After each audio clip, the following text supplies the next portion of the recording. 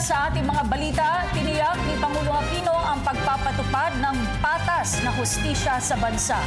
Inihayag ito ng Pangulo sa groundbreaking ng future site ng Korte Suprema sa Fort Bonifacio, Taguig City.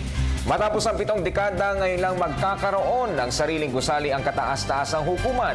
Ayon sa Pangulo, bahagi ito ng judicial reforms ng Administrasyong Aquino. Samantala, kinilala rin ng Presidente ang mabilis na resolusyon sa pagbibigay ng katarungan sa pagkamatay ni dating Congressman Chito Bersamin. Ang ulat mula kay Rocky Ignacio. Tiniyak ni Pangulo Aquino ang pagpapatupad ng reforma sa hudikatura para sa mabilis at patas na hustisya. Sinabi ito ng Pangulo sa groundbreaking na itatayong Supreme Court Complex sa Fort Bonifacio, Taguig City. Siyempre, naging posible ang lahat ito dahil sa maayos na pagpaplano at ugnayan ng Ekutibo, Hudikatura at Lehislatura. Talaga naman pong makabuluhan ang kusang ito dahil binubuksan ito ang bagong kabanata sa ating pag-uugnayan. At idagdag ko na rin, talagang tangan ninyo ang suporta ng Ekutibo at Lehislatura. Halimbawa nito, ang inaasahang higit na pagdoble ng inyong budget mula sa 12.66 billion noong 2010 patungong 25.89 billion pesos para sa 2016 na tiwala akong magagamit nyo upang mas mapaglikuran ang ating mga mamamayan. Patunay nga ang itatayong Supreme Court Complex na ito na basta't may lehitimong pangangailangan, basta't makabuluhan ng patutunguhan, isasagad natin ating kakayahan upang tugunan ito. Sa ganito pong paraan, mapapatibay natin ang ating mga institusyon at magiging mas epektibo ang paglilikod sa ating mga boss ang sambayanang Pilipino.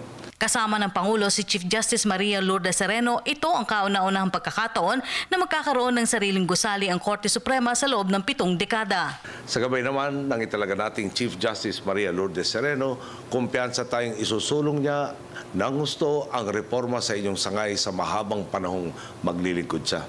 At kung totoong may subspecialty kung paano na-delay ang mga proceedings, ang hudikatura naman ngayon talagang gumagawa ng paraan para labanan ito.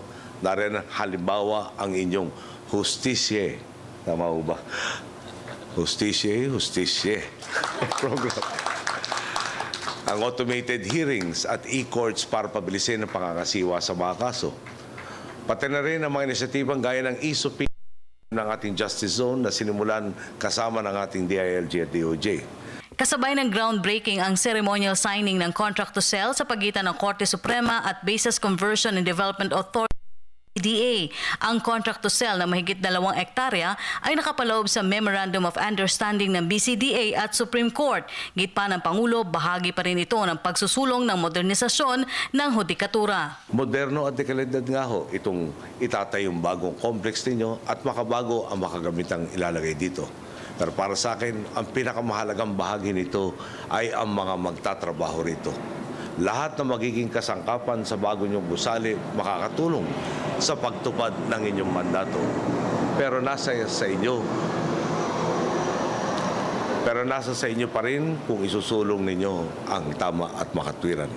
Bilang mga inaasahang magtataguyod sa interes ng Pilipino, tanungin sana natin ang ating mga sarili, gagawa ko ba ang tama para sa sambayanan?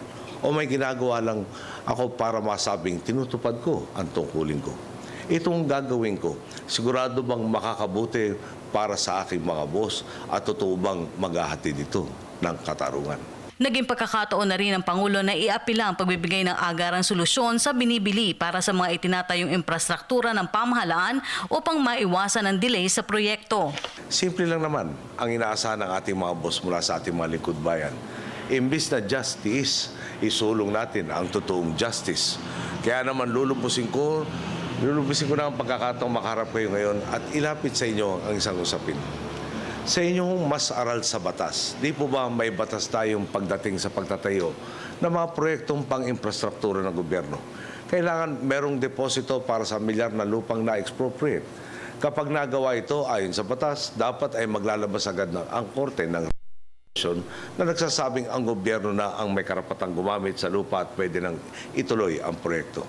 Ngayon po, ipinapaabot sa atin ang butihing Secretary Babe Singson ang isa sa mga dahilan ng aberya sa implementasyon ng ilang proyekto. Kahit rin nakapag-deposito na ang DPWH ng halagang naayon sa batas, di agad naglalabas ang korte ng writ of possession. May mga pagkakataong naantala pa ang mga proyekto dahil kailangan daw ng determination of just compensation.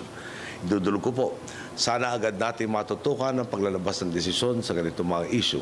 Malinaw naman po sa batas ang karapatan ng gobyernong ituloy ang proyekto kahit hindi pa natatapos ang pagdinig ng korte sa usapin ng tamang kabayaran.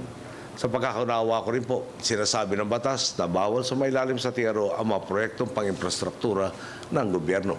Binuksan rin ng Pangulo ang pagkilala sa resolusyon sa pagbibigay ng katarungan sa pagkamatay ni dating Congressman Chito Bersamin dahil sa pagiging eksperto sa kahit ni Pangulo Aquino na suriing mabuti ang mga malalaking kasong hawak ng Korte Suprema. Sandali na lang ho ang aking termino. Masasabi nating nasa huling 10% na lang ako sa panahong ipinagkaloob sa akin para maglingkod bilang Pangulo. Ipinangako ko ang judicial reform at talagang ginagawa natin ang lahat ng ating makakaya para tuparin ito. Pero malinaw namang di ko kayang gawin ang lahat at di ko tangan ang lahat ng susi para gawin mas epesyente ang ating sistemang pangkatarungan. Samantala, ayon sa Technical Working Group ng Korte Suprema, kukuha na sila na eksperto sa fourth quarter ng taon. Ang design na ipapalabas sa 2016, sisimulan ng construction sa 2017 at inaasahang makukumpleto ang 9-story building ng Korte Suprema sa 2019. Para sa Telebisyon ng Bayan, Rocky Ignacio.